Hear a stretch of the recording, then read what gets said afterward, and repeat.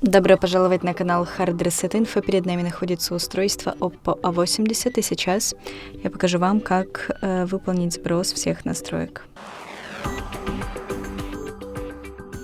Итак, мы открываем приложение «Настройки».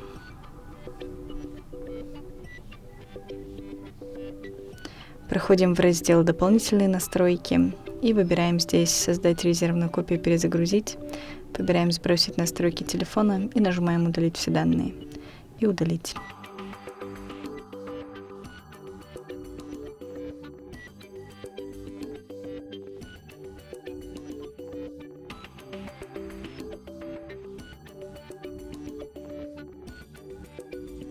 На этом все. Спасибо за просмотр. Ставьте лайки, подписывайтесь на наш канал.